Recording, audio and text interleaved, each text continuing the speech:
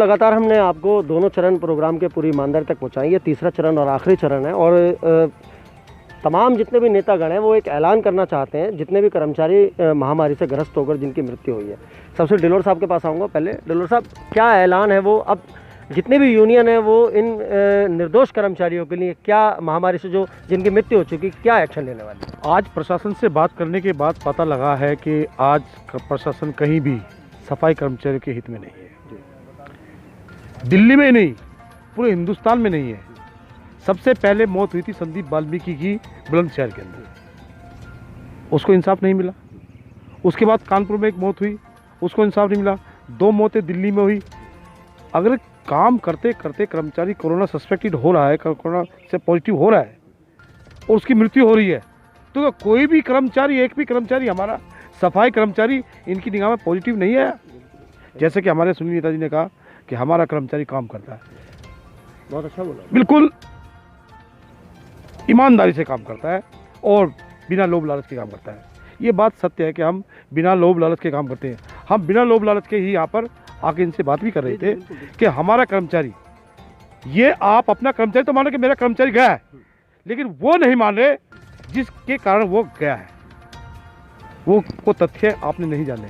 अब दिल्ली के अंदर, जैसे कि हमारे सुनील नेताजी ने एक ऐलान किया है कि दिल्ली के अंदर 26 तारीख से क्यों ना हम काम बंद हड़ताल करें, तो मैं दिल्ली के तमाम संगठनों से एक अपील भी करना चाहूँगा कि सभी इस पर चर्चा करें और आने वाली 26 तारीख को इस हड़ताल को जो रखी जा रही है दिल्ली सरकार से, अगर हमें इंसाफ नहीं मिलता है, हमें कर्मचारियों को 1 करोड़ रुपए की राशि नहीं मिलती है, पक्की नौकरी नहीं मिलती है, तो जाहिर है कि पूरी दिल्ली हड़ताल पर जाने पे बाध्य होगी। जी बिल्कुल। राजकुमार देगान साहब भी मौजूद हैं फ्रेम पर, उनसे भी जानूंगा। देगान साहब, पहले एक छोटा सा सवाल है मेरा। जिस तरह से राजकुमार जी ने बताया कि इस तरह से बॉडी दी गई, इस तरह से बोधघाट लाया गया, उसके आगे की प्रतिक्रिया आपसे जानना चाहता हूँ। किस तरह से अंतिम संस्कार को अंजाम दिया गया? शेफी साहब, बड़ी विडंबना है कि जिस भारत में हम रहते हैं हमारे साथ सौतेला व्यवहार किया जाता है। दयावती वाइफ ऑफ राजकुमार, जिसको क्वारंटाइन किया गया, जिसको कोरोना पॉजिटिव दिखाया गया, जिस पर ये लिखा हुआ है कोविड-19 ये पेशेंट्स है, उसको जब निगम बोधघाट लाया गया तो सीएनजी द्वारा उसको अंतिम संस्कार किया गया।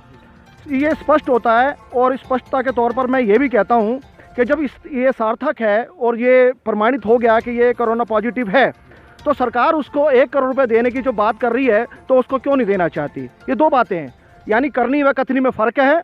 और यदि हम निगम प्रशासन की बात करें तो तमाम जो बेनिफिट हैं वो निगम प्रशासन ने अभी तक 1 महीने के पश्चात भी क्यों नहीं दिए गए। तो मैं जानता हूँ कि इस भारत में ये कुठाराघात है। ये निगम प्रशासन या दिल्ली सरकार या केंद्र सरकार की बात करें तो ये 2 मुंह बातें हैं, यानी अनाउंस को शोर करो और इनको कुछ भी ना दो। जबकि एक पुलिसकर्मी मरता है तो उसके 1 करोड़ रुपये दिया जाता है तुरंत प्रभाव से। एक नर्स मरती है आंगनवाड़ी की तो उसको 1 करोड़ रुपया शीघ्र प्रभाव से दिया जाता है। आपका वो कर्मचारी जो दिन रात मेहनत करके इस कोरोना वायरस जैसी लड़ाई से लड़ रहा है और उसके बावजूद उसको उस निगाह से नहीं देखा जा रहा है। लेकिन सरकार या निगम प्रशासन ये ना समझे इनका कोई सरपरस्त, इनका कोई रहनुमा नहीं है, इनका कोई औखालती नहीं है। हम लोग तमाम दिल्ली के नेता कोर कमेटी के माध्यम से, और भाई सुनील नेता ने जैसे अनाउंस किया है, हम दिल्ली में काम बंद हड़ताल करेंगे, सुलह टूल डाउन स्ट्राइक करेंगे, जिसकी जिम्मेदारी निगम प्रशासन की, केंद्र सरकार की व दिल्ली सरकार की होगी। आखिरी में निगम कर्मचारियों को क्या संदेश जाएगा पूरी सब बातों को देखते हुए? हम तमाम कोर कमेटी के माध्यम से, वाल्मीकि यूथ फ्रंट के माध्यम से और तमाम जो नेता दिल्ली का नेतृत्व कर रहे हैं सफाई कर्मचारियों का, हम उनके माध्यम से कहना चाहते हैं डिलोर साहब कि जो भी कर्मचारी कोरोना पॉजिटिव पाए गए हम उसको इंसाफ दिलाएंगे। चाहे संगीता का मामला हो, चाहे विनोद का मामला हो, चाहे दयावती का मामला हो, ये 3 पेशेंट तो हैं ही। यदि इस प्रकार की और भी घटना होती है तो हम लड़ाई चाहे सरकार से लड़नी पड़े, दिल्ली सरकार से लड़नी पड़े या फिर निगम से लड़नी पड़े, हम उनको इंसाफ दिलाकर रहेंगे। यदि इंसाफ नहीं मिला तो दिल्ली को कूड़े के ढेर में तब्दील कर देंगे, ऐसा इस बात की चेतावनी देते हैं हम। इस तरह से दोस्तों यहाँ पर आज बताना फिर से ज़रूरी हो गया है। दिल्ली जो है एक बार और 28 दिन की हड़ताल देख चुकी है और आज जितने भी, उस टाइम भी यही आक्रोश था कर्मचारियों की समस्याओं को लेकर, और आज तो उससे भी बड़ी बात है क्योंकि कर्मचारी की आज मृत्यु हो चुकी है, उस टाइम मृत्यु नहीं हुई थी। तो ये बहुत बड़ी बड़ी बातें हैं जो प्रशासन शायद बहुत छोटी समझ रहा है। इन जितने भी नेतागण हैं अपनी मर्जी से नहीं बोल रहे हैं, ये उन कर्मचारियों की पीड़ा इनको हो रही है तो इसलिए बोल रहे हैं। और ये आपने राजकुमार जी की भी हमने आपको बात सुनाई थी और जितने भी अन्य नेता हैं दिल्ली के, उस सब की आप तक पूरी जानकारी हमने पहुँचाई है इस पूरे मामले से जुड़ी हुई। तो दोस्तों अगले मुद्दे के साथ, एक नई बात के साथ हम आपके सामने फिर हाजिर रहेंगे। जय हिंद।